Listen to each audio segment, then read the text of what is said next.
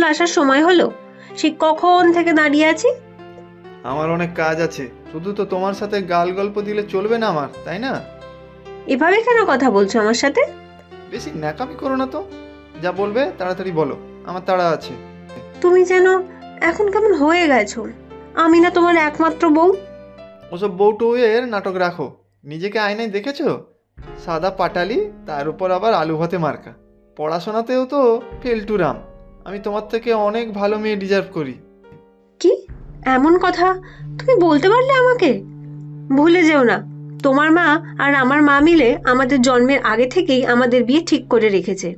সেইটাই তো বড় ভুল করেছে মা। মা তো আর জানতো না তুই এরকম ফেলটুরাম হবি। জিমে দেখ গিয়ে কত স্মার্ট মেয়েরা আসে, ঝকঝকে বুদ্ধিমতী। আর তোকে দেখ। আমাকে এইভাবে তুমি বলতে পারলে? কদিন পরেই তো আমাদের বিয়ে হবে।